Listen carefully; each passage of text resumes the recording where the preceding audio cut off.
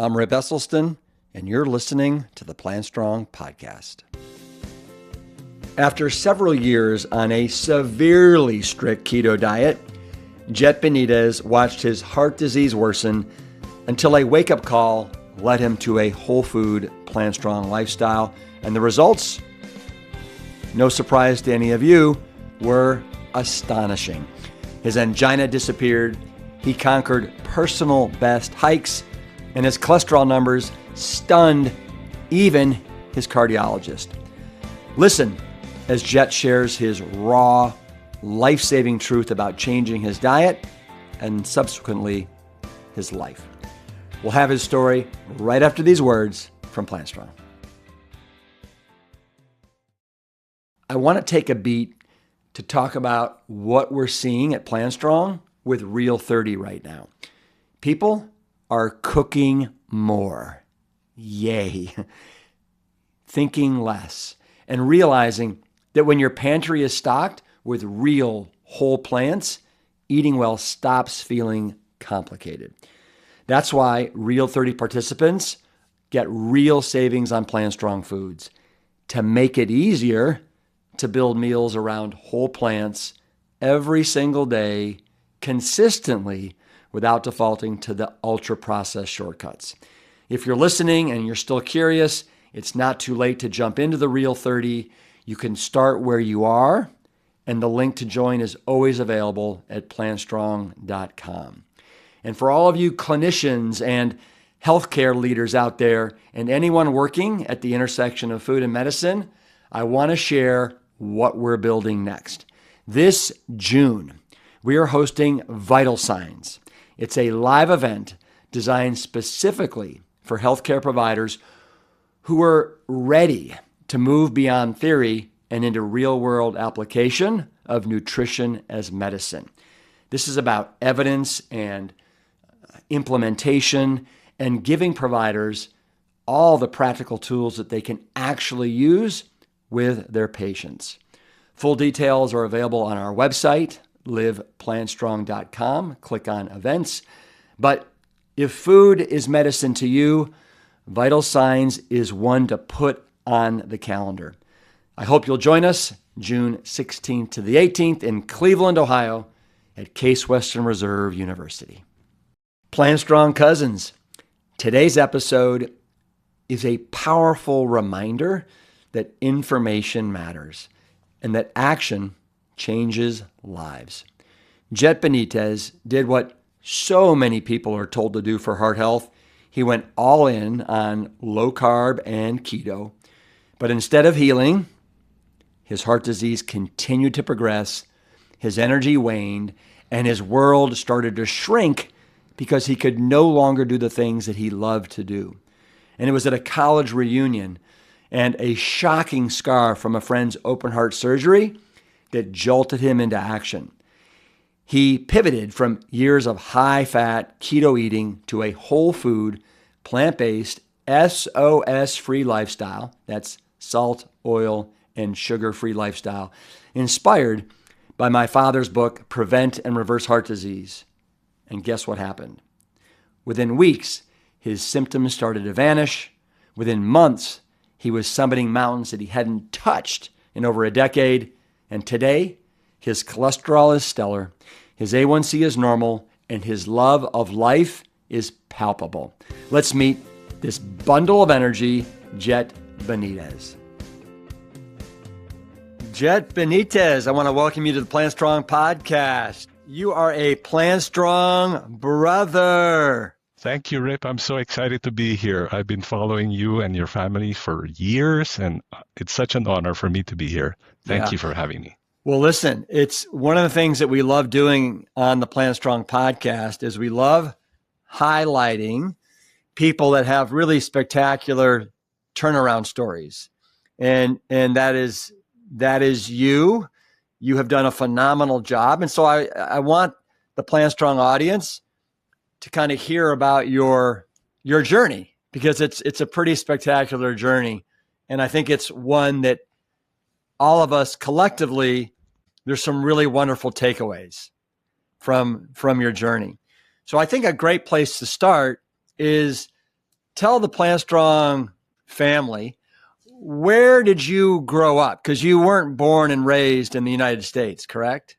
No, I was not. I was born in Manila, Philippines, and I grew up with a big family. I'm one of 9 children. I'm number 8 of 9. You think you have a big family? We have 9. We're 9 brothers and sisters.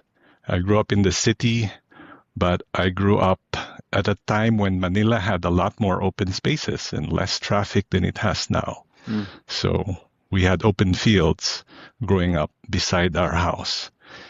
And it was almost idyllic because we had, like, there was a woman who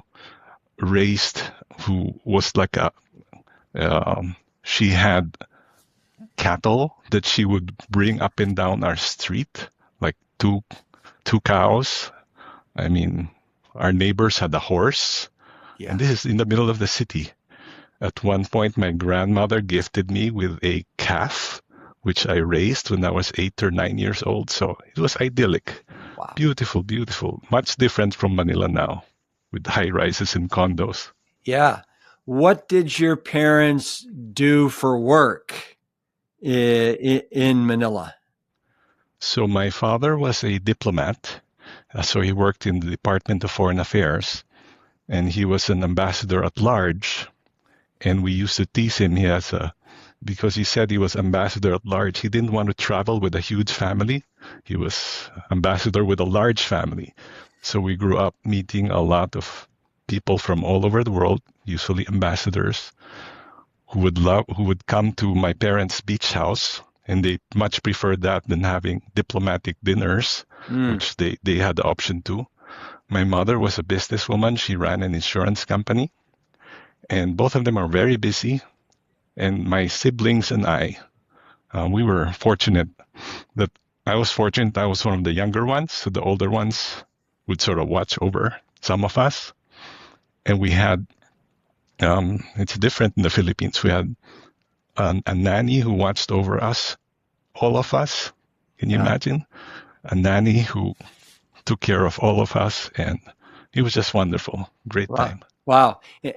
So by Filipino standards, did you grow up in a affluent household?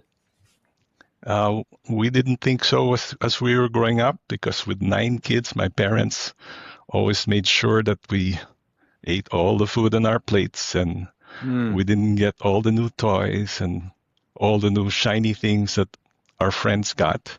But we were happy. We were really happy. Mm-hmm. And so tell me, Jet, and you know, before we go any farther, I am curious because love your name, Jet. How did you get the name Jet, and is that your real name? Yeah, you have to learn this about Filipinos. Most of them will have nicknames. Some people have doorbell names, like our president, Bong Bong. I have a friend named Ding Dong, and a friend named Ding.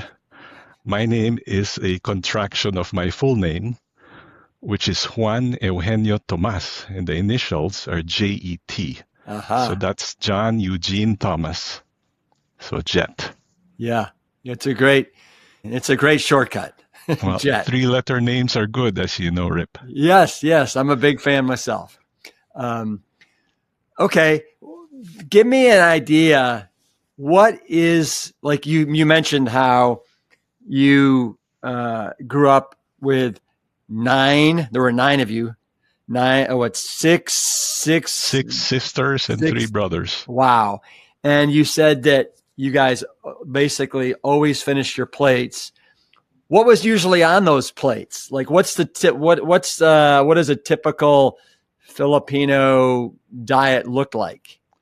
So we ate a lot of rice. We ate adobo, which is like a stew with pork and chicken.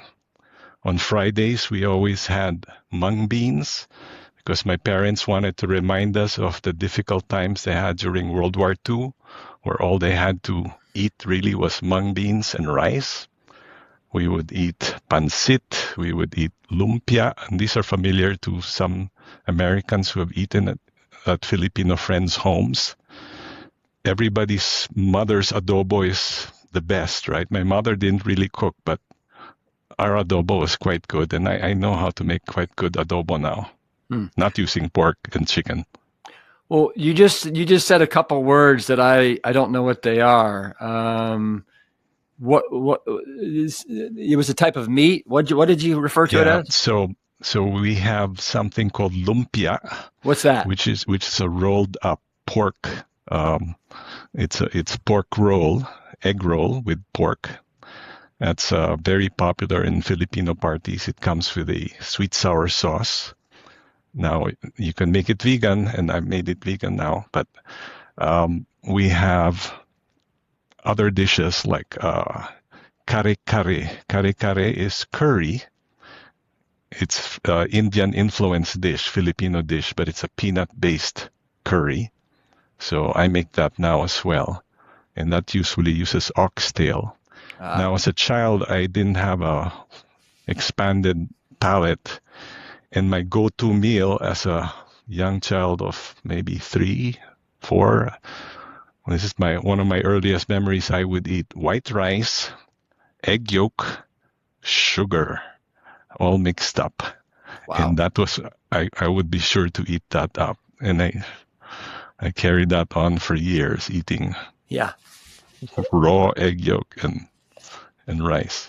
Now, did you and your brothers and sisters, did you go to a public school, private school? We went to a school, a private school. Our grandmother actually founded a school in the Philippines. It's called the Philippine Women's University. And she had, as part of that school, elementary section called Jose Abad Santos Memorial School, after a chief justice in the Philippines who was martyred during World War II, and he was a good friend of my grandfather. That's called JASAMS. So we all went to the school there, and that was a great school, co-ed. We loved, our principal was a wonderful woman. She was American, Doreen Gamboa, and she loved the freedom that she gave us freedom. So we explored. We had a rice field beside our school. We were taught how to plant rice. We could run around in the mountains. It was wonderful. I did that until the 3rd grade. And then my parents decided, Jet, it's time for you to go to a more traditional school, meaning Catholic boys' school, all boys' school. So I went. It was so hard for me to leave my friends. Yeah. I've been in touch with them lately. But then I went to an all-boys school, which it was great as well. And I'm in touch with friends from JASAMS as well as LaSalle while I went to school. People are fiercely loyal to their schools in the Philippines. And there's a big rivalry between schools. So I'm very fortunate to be able to go to those schools. Yeah. And then I went to college in the University of the Philippines. Very fortunate to go to school there as well. Gotcha. What did you usually do for breakfast? Breakfast wasn't also the rice, the sugar, and the egg, was it?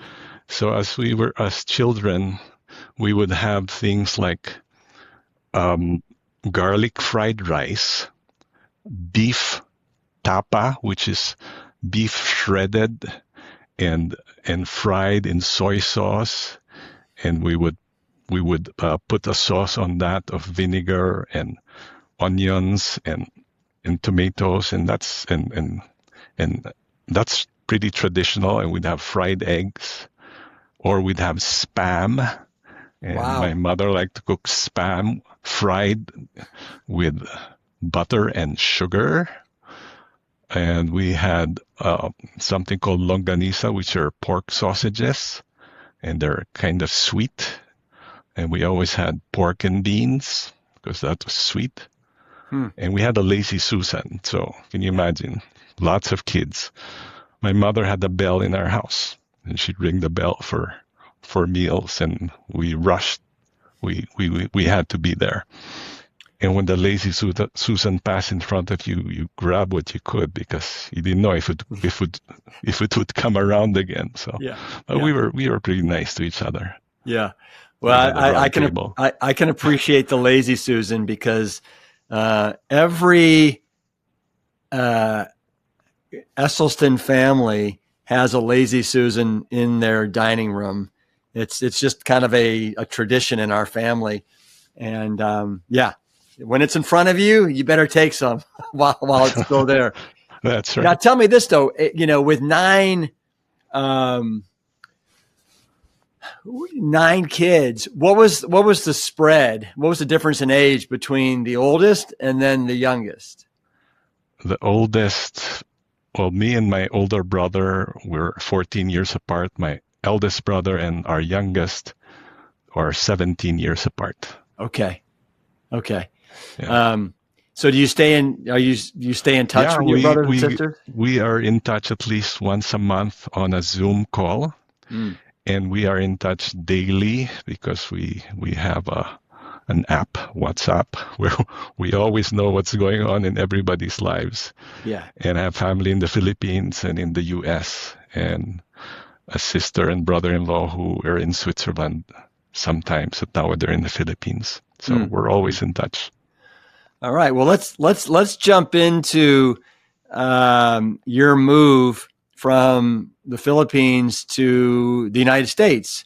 And when did that happen? And why did you decide to leave the Philippines? So in about 1987, I was doing triathlons at that time.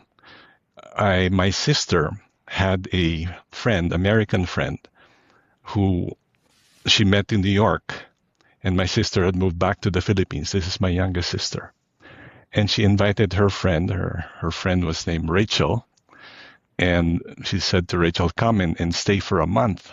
And she came. Rachel came. And I knew her as Trevor because Rachel, also known as Trevor, she was known as Trevor Kunz. She came to the Philippines for 1 month. And she must have liked it because she ended up staying 18 years. Wow. I mean, long story short, we had a whirlwind courtship. So in 1 month, she figured out that she liked the Philippines, or she liked me, because she went back to New York, put her stuff in storage, and came back to the Philippines. And a year later, we were married. Wow. Okay. And then we lived in the Philippines. Yeah, you were asking about that. Yeah. So we had, pretty soon after, we had 2 sons, both born in the Philippines. And then about 10 years after our youngest son was born, we had a daughter. So we had 3 kids. And I have the older child from another relationship. So Rachel and I have 4 children, the eldest of whom now is 42 and the youngest is 22. Wow. So, but when we moved to the US, that was in 2006, our sons were getting to the age where they were going to high school, and we wanted them to go to college in the US. So we were prepared to move. And it was very logical for us to move to Colorado, where we are now, because my father-in-law lived in Boulder. My mother-in-law lived in Boulder. And another mother-in-law, ex-wife of my father-in-law, also lived in Boulder. So it was very logical. Yeah. We moved to Boulder, and we had 3 households that could help us with. Our youngest child, Tana, was 2 years old at that time. So it was so nice to be able to have grandparents nearby to help us if needed. Yeah. So you left the sea and the beaches and the pork in the Philippines, Manila specifically, and you came to Boulder with the mountains and a lot of steak and barbecue and burgers. That's right. Oh, I don't know if the change was for the better, but when I came here, I thought, oh my gosh, steak is so inexpensive in America. In the Philippines, it's not. It was like available all the time. So every time we had a celebration, it would be ribeye steak or porterhouse or burgers. It was so inexpensive. My wife and I noticed the first time we came here, the servings are so big, huge servings, and we're like, oh, we're not going to eat all of that food.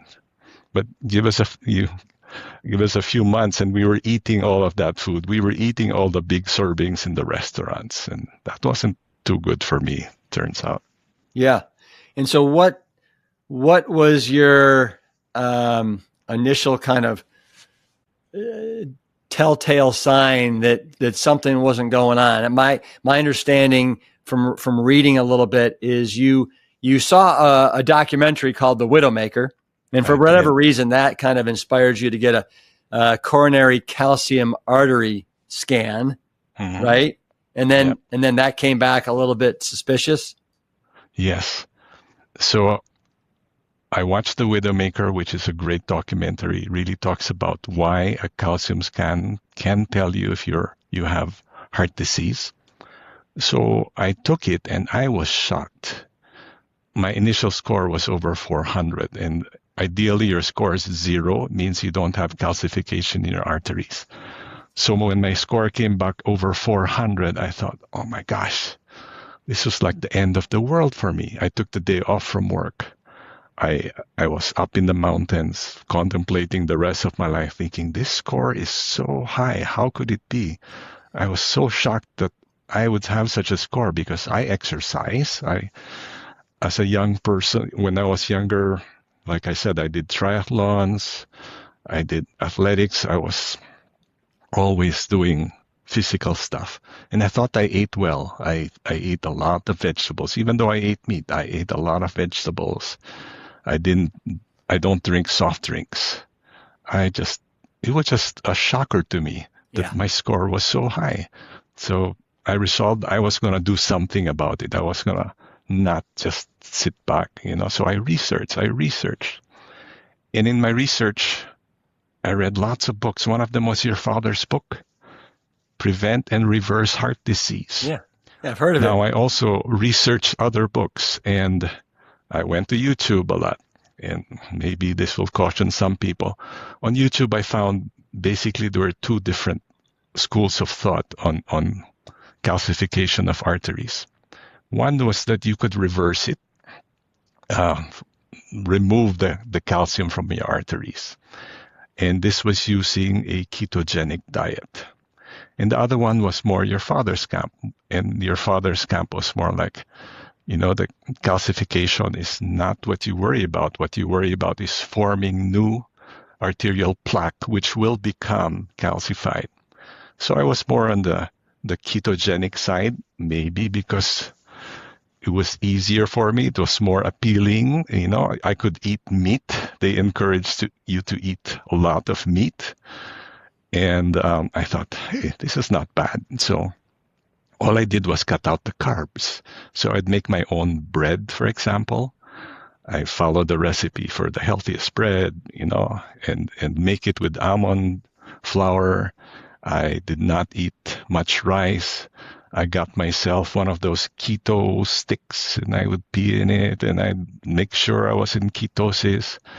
I started following the advice of a chiropractic doctor who was advocating using a ketogenic diet, and he used it in conjunction with supplements, which he sold as well. And these were expensive. They were expensive supplements, but I was prepared to pay that amount. I mean, it was over $250 a month, but I would pay it. And I thought I was going to be taking out the calcium. That was the whole idea. Taking out the calcium, reducing the calcium.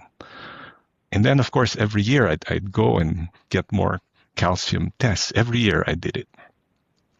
And my score just went up and up and up.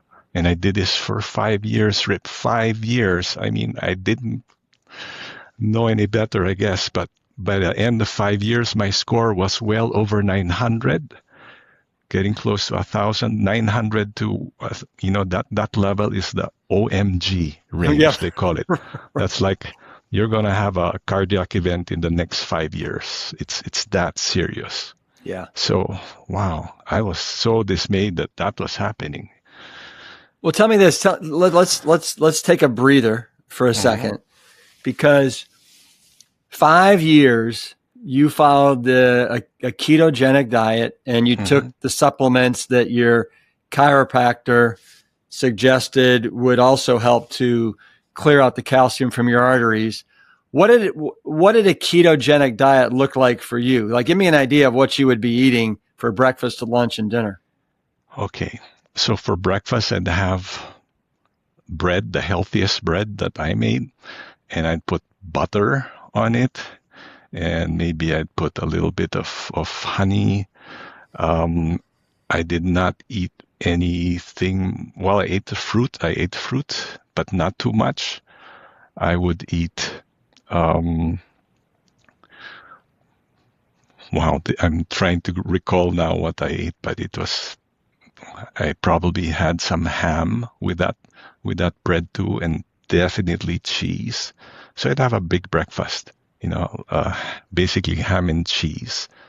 And for lunch, I'd have some vegetables, no rice.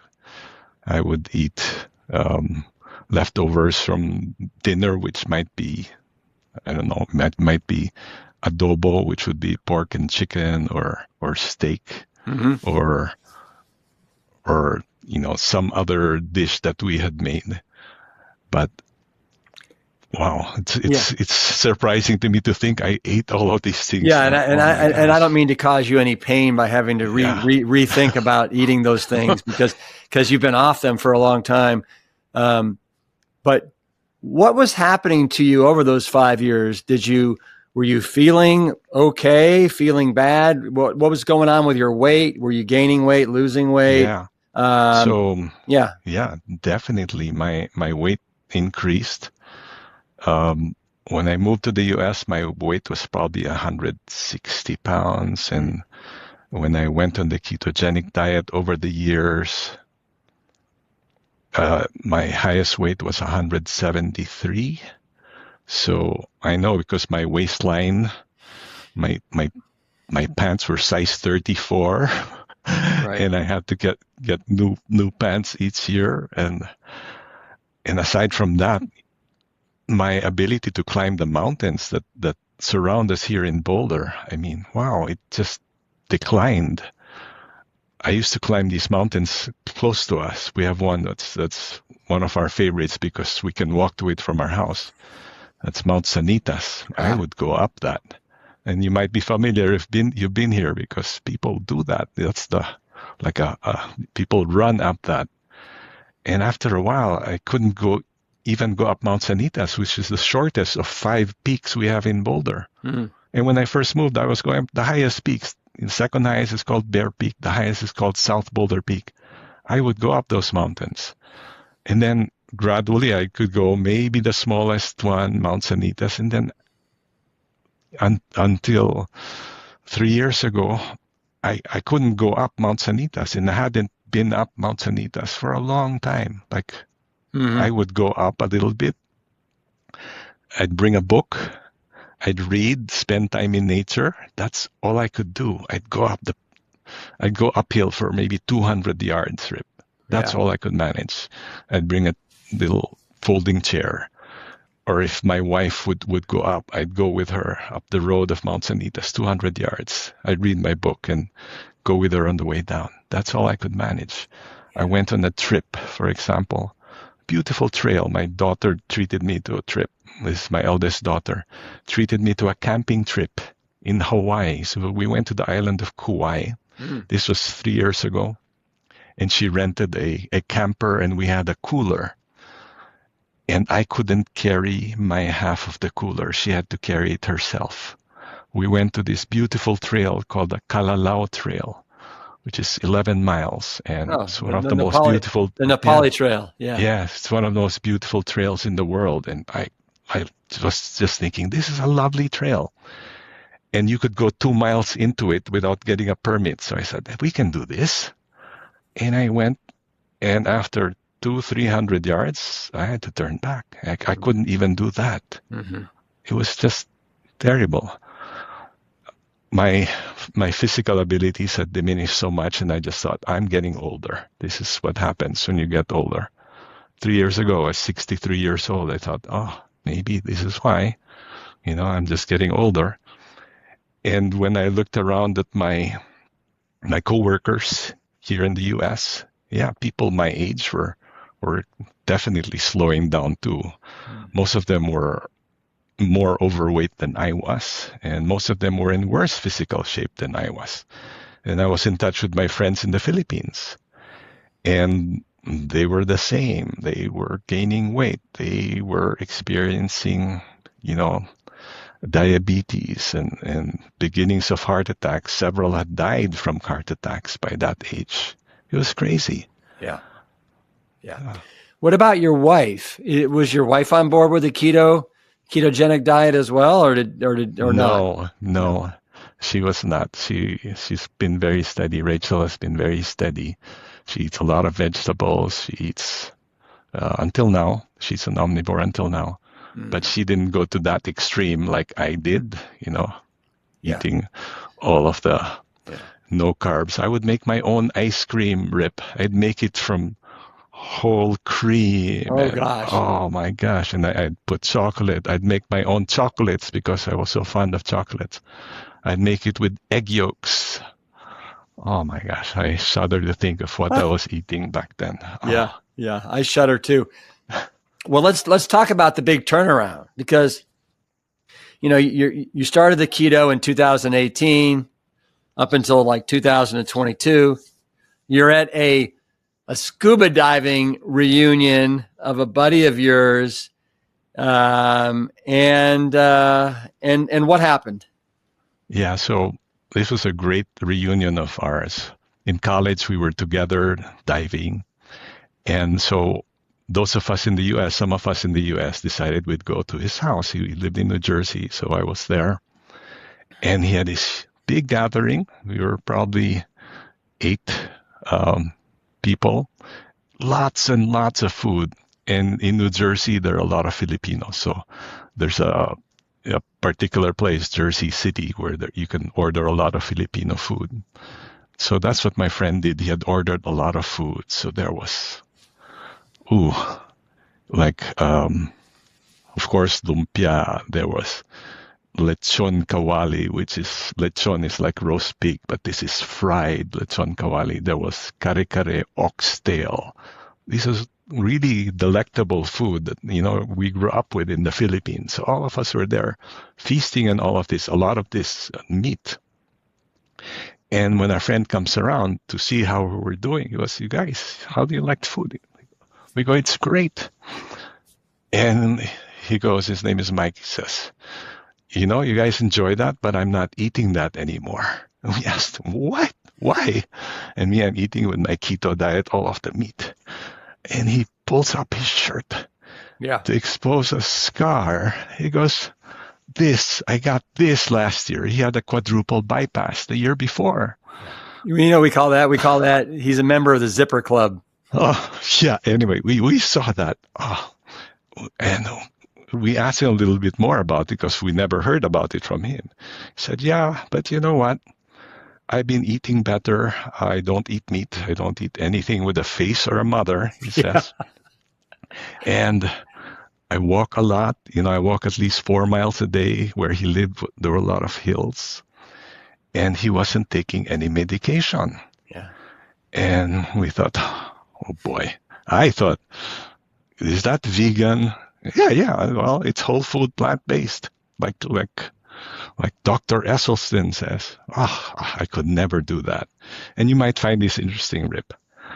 He mentioned at that time that he was following your father's advice, reading Prevent and Reverse Heart Disease. And he had gotten such good results. This I find out later, that he called your dad. And your dad called him. He emailed your dad, and your dad spoke to him and his wife for 45 minutes. Mike was not his client. Mike was not his patient. All Mike said was, I'm feeling so good. Thank you for doing this. And your father has such a kind heart. He reached out. And the first thing he said to Mike was, "Mike, is your wife available?" So Mike calls his wife, and he spoke to them and encouraged them. And that's this. That's what a wonderful person your dad is. Just such a good heart, a man for others. Yeah. No, I see it. I see it every day. Nothing that he enjoys more these days than just talking to people for free about what they can do to, prevent and reverse heart disease. Did you ever have a chance to talk to my father? No, I have not. Okay. I would love to. Well, you are his surrogate. I'm just so happy. Yeah. Give him my best. Give him a big hug from me. I want to thank him. So let's get back. So you left the scuba diving reunion with Mike. Mm-hmm. Yeah. And there must have been something in the back of your brain going, And then 2 months later, you start getting back pain and angina. Yes. And so that did that somehow kind of trigger you to pick up my dad's book again? That it took a while because I couldn't believe that I was having heart issues. I couldn't believe it because I was following the advice of the chiropractic doctor. I was doing everything to reverse my heart disease. So I was very stubborn, and I can be, as my wife. I was so stubborn. I go, no. And my physician's assistant, she wasn't the doctor, but she was the PA. She said, Chet, you should really go for an angiogram. And I'm going, why am I going to go for an angiogram? It's not going to be. It's impossible. And of course, I had watched that documentary, The Widowmaker, which talked about stents. And in my mind, angiogram equals stents. Yeah. Right? You get an angiogram, it's like you're consenting to, giving your consent to the doctors to put stent or stents in you if needed. So I resisted that for so long. And finally I found a cardiologist, very good, reputable and famous cardiologist in Boulder, who had so many patients, but he had the best reviews. So I was able to get an appointment with him. And even when I talked to the doctor and he said, we should really do an angiogram after checking everything. He was so nice. He goes, Jet, if you were my brother or my uncle, and he puts his arm around me, he's such a compassionate guy, I would strongly suggest get an angiogram. And it's, so I did. I get this angiogram. And an angiogram, if your listeners don't know, you sort of are in twilight. They go through your groin. You could go through your radial artery, but in my case, they went through my thigh. But I was awake during the whole time, and I could hear the doctors and all the nurses talking about it, and I could see sort of behind me. They inject a dye through your arteries, and they're able to see and take pictures of your heart and see where there is any blockage, if any, in your heart.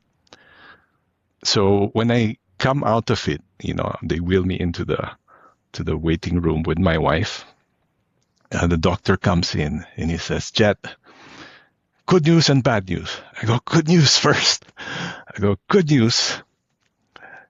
We didn't have to put a stent. I go, great. I really didn't want a stent. He goes, and then I go, what's the bad news? He goes, you have 50 to 60% blockage in your left anterior descending artery. And I knew exactly what that was because I watched The Widowmaker. And the Widowmaker documentary talks exactly about that. They call it the Widowmaker artery, the LAD, left anterior descending, is most people don't have an inkling that they have a problem until they get a heart attack, and it's usually fatal. Yeah. You get it there. And I thought, oh my gosh, I have it right there. Oh my gosh, I was just shocked. But I was happy again. I was happy. And then that's when I thought, oh my gosh, because my doctor after that, he says, okay, Jet, you do this. We're not doing stent now, but let's monitor it. And you take statins and let's see how you're doing. See me in 2 months. So that time I thought of my friend Mike, and now no medication. What? No medication? I don't want to take that. Because I was already taking medication, Rip, and I still do. because I've had an irregular heartbeat from the time I was maybe 30 years old. So I take medication, which is a blood thinner, and I take one which regulates my heart. So I don't want to add more medication to this. And also at that time, I was thinking not another one. I was like pre-diabetic at that time. So I thought, another medication. And I was taking something called metformin for pre-diabetes to sort of ward it off, even though I wasn't diabetic yet. So I thought, okay, I'm going to try this vegan thing. And it was so convenient because, when I decide to do something, I can do it, right? But still, it's not an easy transition. You're turning completely. I'm going one way with all the meat and all the saturated fat, and I'm going to go opposite direction. But there was an opportune moment because I had implants that were done, so they had to pull out 2 of my molars. And my dentist said, Jet, just eat soup and ice cream. I go, this is perfect time. This is what I'm going to do. I'm going to make these smoothies with kale and vegetables and fruit, and this is what I'm going to do. So I did it. And for the time when my jaw was all swollen, I was drinking that. But, it was amazing, Rip. It was so, like, maybe within 10 days, my chest pain, my back pain, it was gone. I was just like, what? This is amazing. And before this, a little more background. Before I switched, I had some other things going on, like I couldn't sleep well at night. We're in Colorado. We have, marijuana gummies. I take those so I could sleep. I had lipomas in my arms. 2 of them, they were the size of marbles. Lipomas are like fat deposits, and some people have operations to get them out. I had pimples on my back. I had, a whole slew of things. I had a wart in my hand and a wart in my feet. Okay, just background.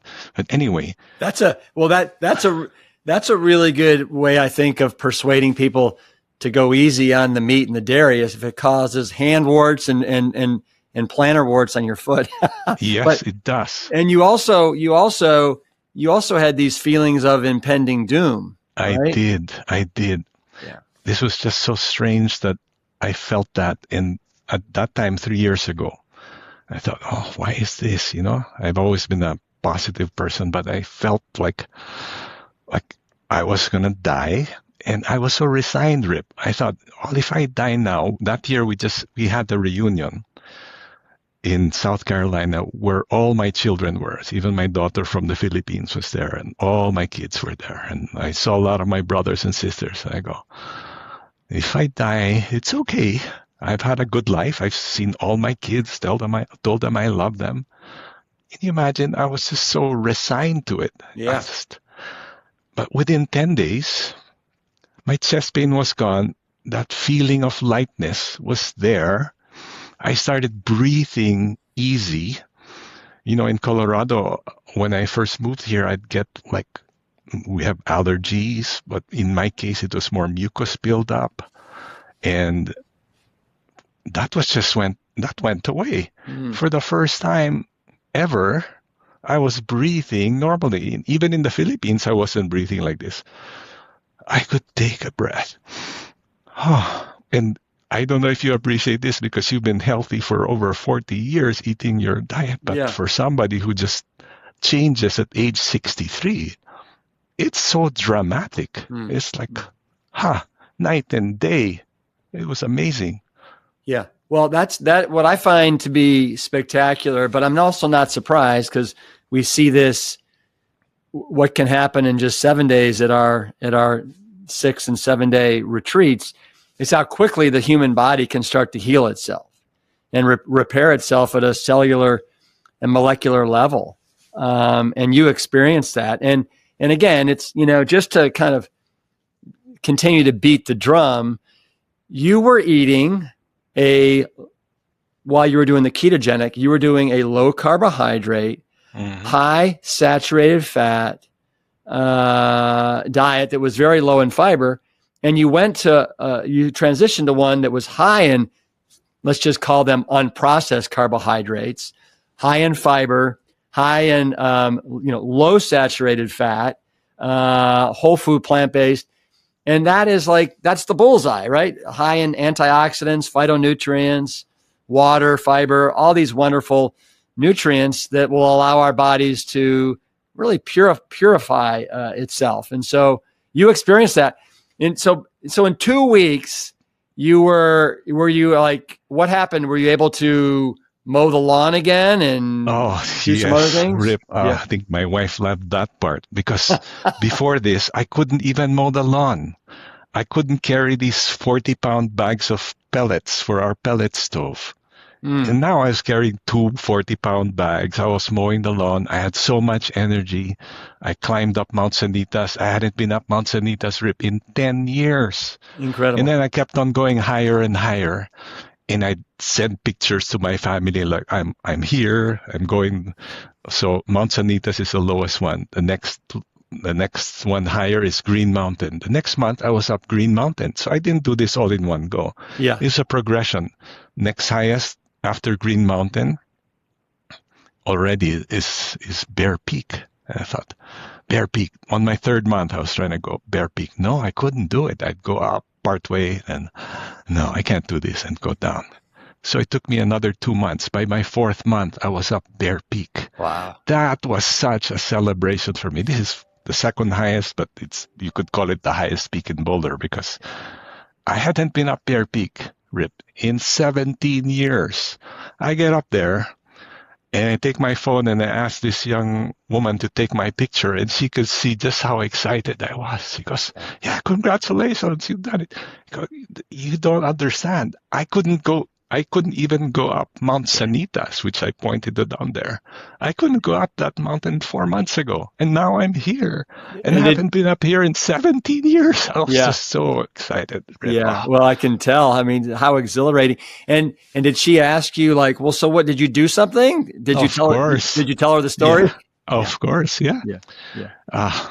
Wow. Woe to those people I encounter on the trail because they're going to hear my tale of how I couldn't go up Mount Sanitas and now I'm here.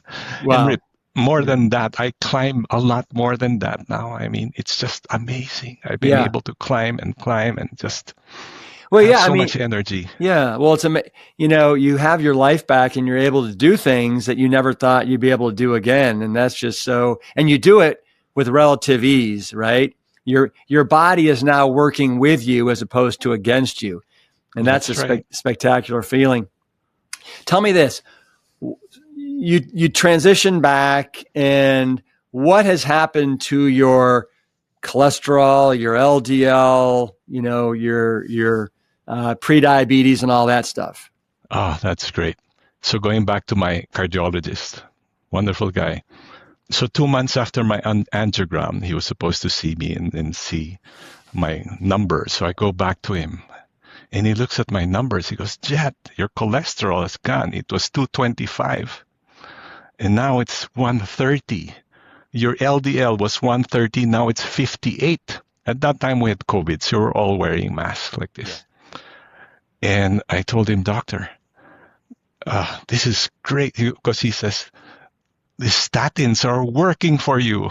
I told him rather sheepishly, doctor, I'm not taking statins.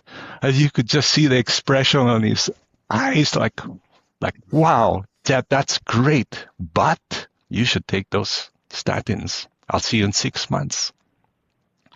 So wait, did you tell him that you were doing whole food plant-based? Yes, I told him that. In fact, I told him that when he said, your numbers are so high, I told him, doctor, I'm going to change my lifestyle. I'm going to eat whole food plant-based. And what did he say? At that time, that doctor said, sort of like, good luck, like good luck. And my wife, I said, my wife knows that when I decide something, and she told the doctor, yes, when he decides something, he's going to do it. She knows how determined I can be. And Rachel knows how stubborn I am, so yes. But anyway, so after 2 months, doctor says, this is great, but take the statins. So 6 months later, I come back. My numbers are great, even better than before. And he looks at me suspiciously. Yeah. Jet, are you taking statins? I go, no. He sits down. This guy has hundreds of patients, Rip. Yeah. Hundreds. He spends 15 minutes talking to me, telling me why this is the standard of care and why I should take statins. And he goes, I'll see you in 1 year. So 1 year later, I go back. And he looks at me again. Your numbers are good, Jet. Tell me, are you taking statins? I go, no. This time I ask him, doctor, do you have other patients who are eating whole food, plant-based heart patients who are doing well? And this guy, from his hundreds of patients, he says, yes, one. This guy came to me. He was overweight. He had a heart attack. So we gave him bypass and stents. And he lost the weight. He started feeling so good that he wanted to go back to work. His employer would not hire him back until they had proof that he was reversing his heart disease. And how do you get the proof? You get another angiogram. Now, angiograms are expensive. Yeah. 3 years ago, my insurance company paid $62,000. I mean, it's expensive. Boulder's expensive. I ended up paying $2,000. Anyway, his insurance company would not pay it because he had no symptoms. He was just feeling energetic and he exercising. So his employer paid for the angiogram. Yeah. And it showed that he was reversing his heart disease. Yeah. Just like your dad's pictures. Like, yeah. That inspired me so much. Like, oh, that's great. That's what I'm hoping is happening to me, Rip. Because I'm not about to spend $62,000 on an angiogram. Yeah. But my numbers are great. Yeah. They're just, everything's good. I do have like an elevated TSH, which I'm trying to figure out with my doctor. So this is not a miracle cure, but it's certainly helping me in so many different aspects. It's wonderful. Yeah. And so what are some other unexpected health benefits that you've received? You talked about the, clear skin, no more, pimples, better sleep. How about for the men that are listening, all the men, how has the sexual function been? Oh, that is just greatly improved. It's amazing. And I learned why this is happening because, our arteries in our heart, they're a certain size. And of course, you have arteries all over your body. You can imagine the arteries to your penis. They're tiny. Yeah. And this is why when you go whole food plant-based, it's not just working on your heart, it's working all over your body. And I found that out. I mean, it's amazing. If you watch that documentary and you were in it, Forks Over Knives, this older gentleman talks about he was raising the flag again. That's me.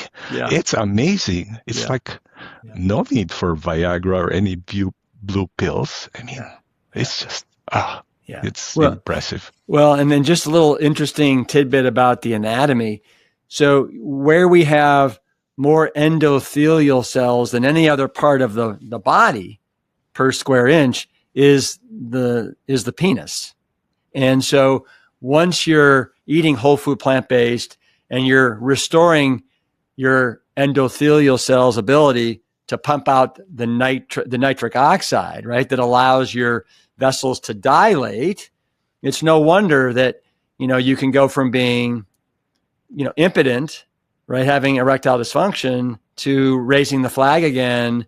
And I mean, you talk about something that is a nice demonstration of, manhood and virility. I don't think too many things speak as loudly. Yes, it's amazing. It's just for all the men out there. And I'm sure the women too, because women, you won't be raising flags. But boy, with all of that blood flowing to our sexual organs, it's just amazing. Yeah, it is.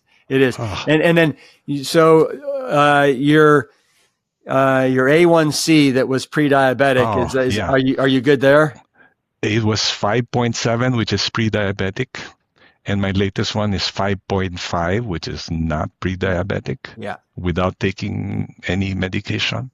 Yeah. So it's great. It's just wonderful. Yeah. So tell me this, because I think you're well aware. You kind of fell for the allure of the ketogenic diet because you're like, well, it will allow me to eat meat and butter and cheese and all these things that I really don't want to say goodbye to. And you were going low carbohydrate. They do a good job of selling it, no doubt about it.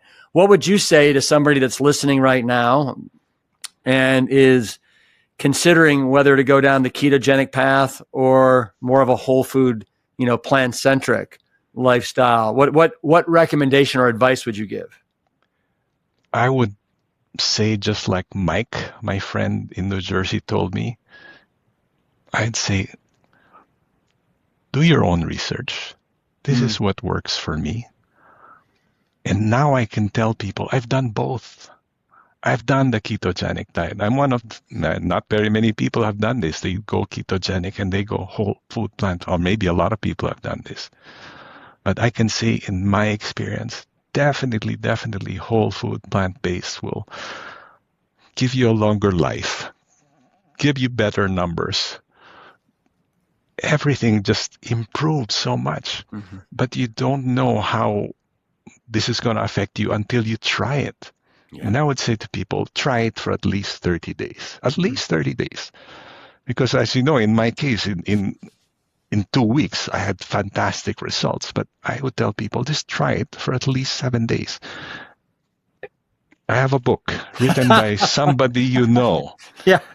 And I know that character. He talks about 7 days, and you talk about 7 days and turning people's lives around. I say at least 30 days. Why 30 days? Because you're going to get into a habit at 30 days. And anybody can do something for 30 days. If you're doing it for your health, if you're somebody my age, you probably are willing to do this. Yes, it's different. Yes, it's uncomfortable. Yes, you're going to get strange looks from your family and friends and probably some comments, but you can do it.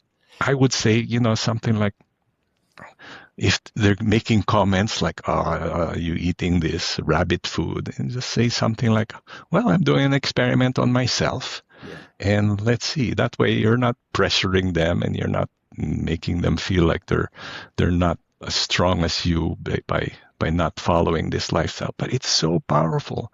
And I think in the end of those 30 days, you'll see for yourself. Everybody will. You will see. You'll feel so good. It's just, it's amazing, Rip. It's amazing. Tell me this, Jet. What is your why? Oh, all right. So I've always liked to help other people. And this is great. I'm able to help other people, right? But that was so up there. When I first started, it was for my health. But pretty soon, I had this feeling of compassion that just surfaced, and there's a term for this, and it's cognitive dissonance. I've learned this because I've always loved animals. Like I told you, my grandmother gave me a pet cow when I was 8 years old. I would love that cow. I called her Brownie. I gave her grain. I gave her salt. She would lick me with her raspy tongue. I'd ride her like a cowboy until she got too big and had to go back to the farm and probably ended up on somebody's plate, maybe even mine. But I love animals. And now I don't have to eat them. Wow. I love animals. This is great.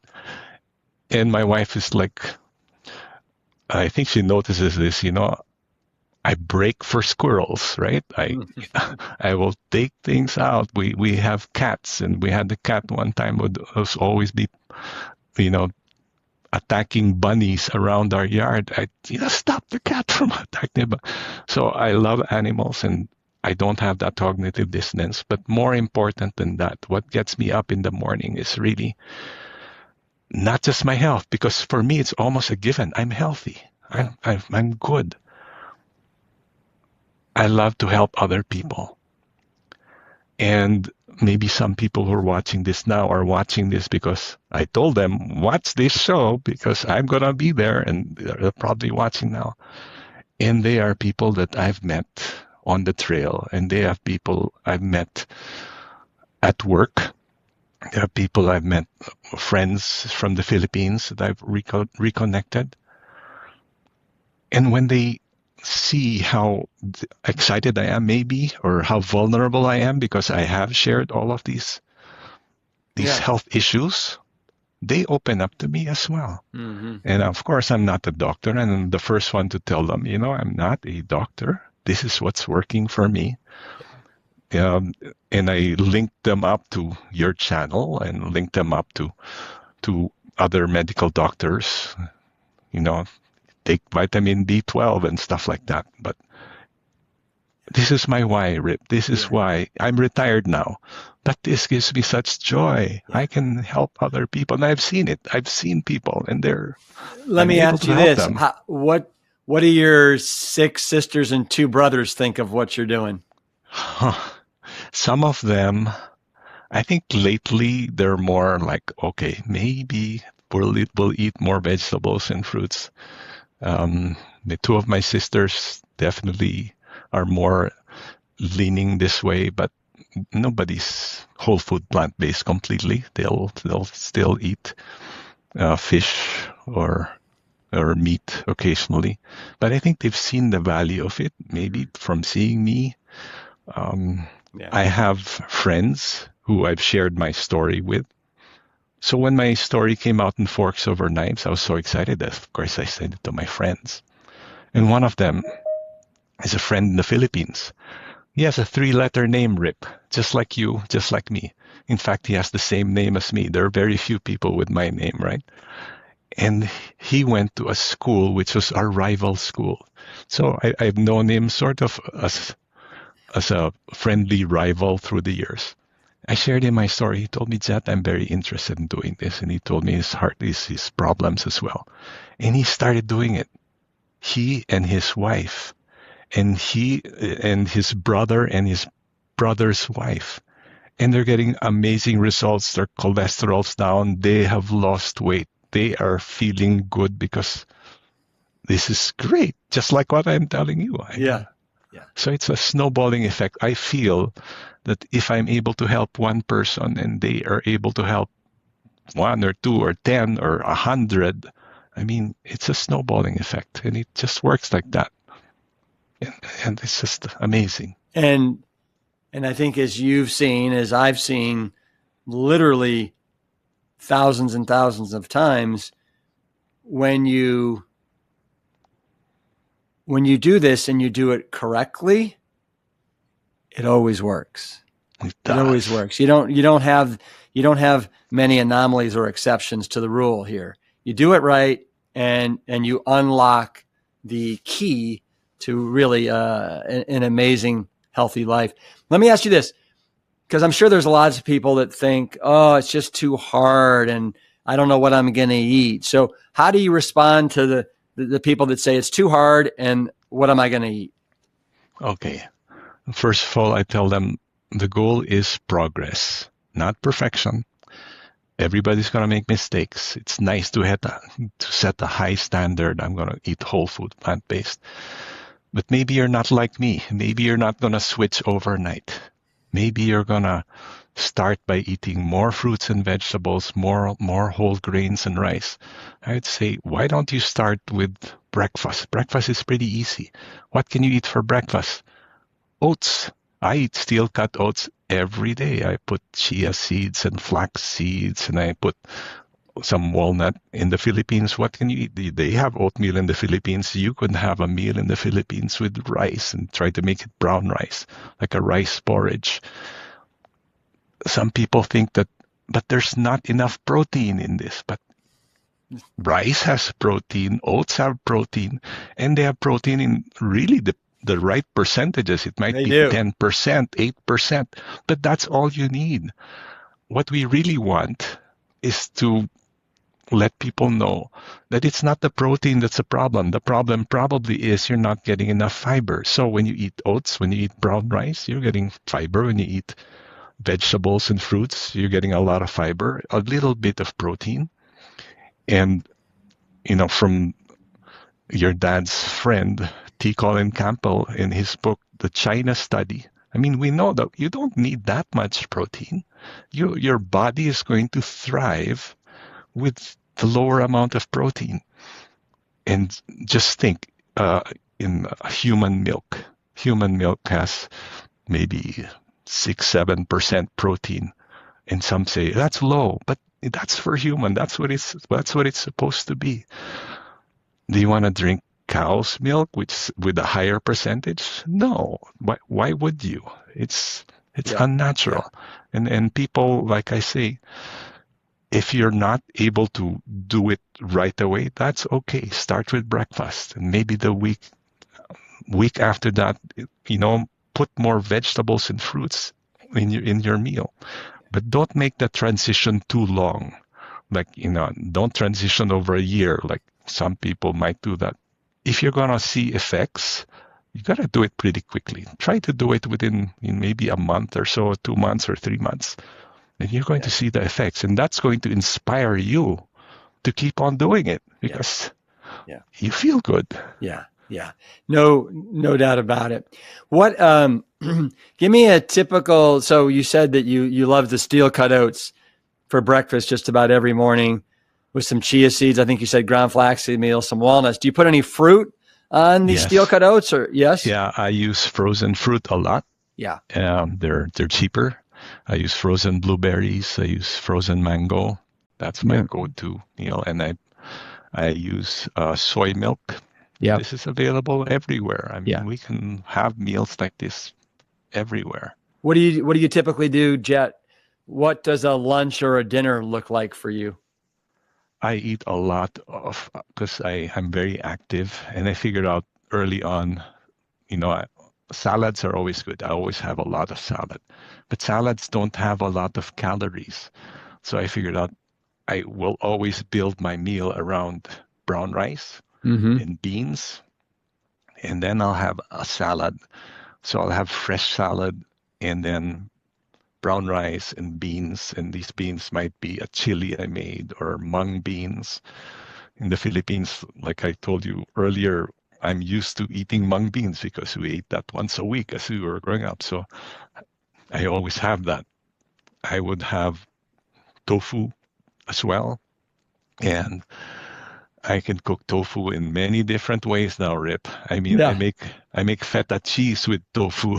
Oh, So I use air fried tofu. I can make tofu and mushroom adobo. So take out the chicken, take out the pork, use tofu and mushrooms instead, which are available everywhere. And it's really amazing. Bravo.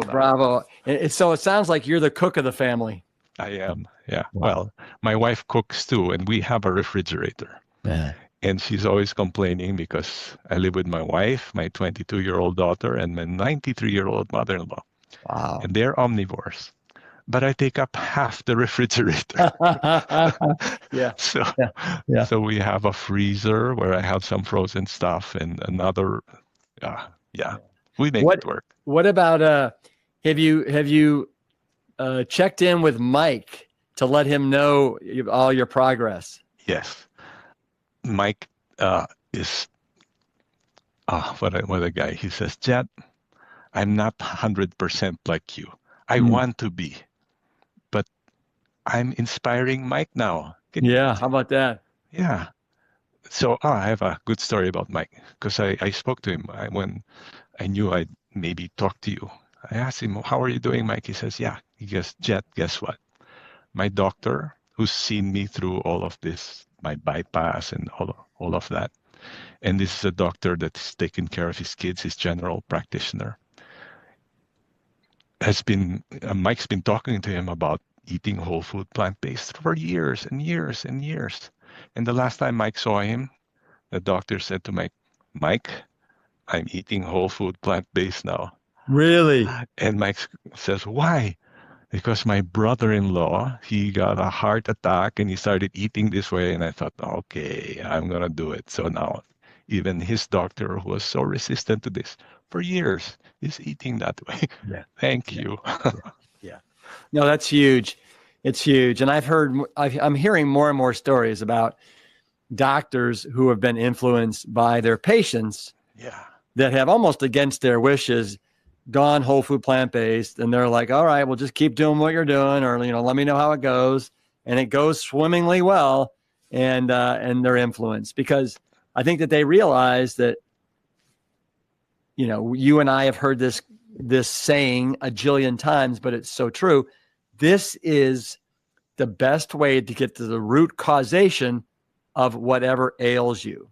And, without just, taking a pill or looking to a procedure where you're not addressing the root causation, you're addressing the symptoms. Yeah. Right. And Rip, I got a compliment from my cardiologist because I saw my cardiologist last week. And for the first time, he didn't ask me if I was taking statins. Yeah. He did tell me that I have to go back to do a 2D echo because I do have something called mitral valve prolapse that I've had for over 30 years. So every 5 years, I get like a 2D echo. So I'm going to be doing that. But he said, and this is about the highest praise he can give me, because I asked him, doctor, do you have other patients? Because I wanted to hear other stories of other patients. And he goes, yes, I have dozens and dozens. I go, great. And he goes, Jet, you're one of my more successful patients. I thought, that's wonderful. I just makes me feel so good. Yeah. Fabulous. Jet, if people want to know more about you, find out, more about your great progress, is there, do you have a website or Instagram or anything like that? I use Facebook a lot. Yeah. And I have an account that Filipinos will recognize. It's Jet Kaivegan. That's Jet, Jet, space Kaivegan.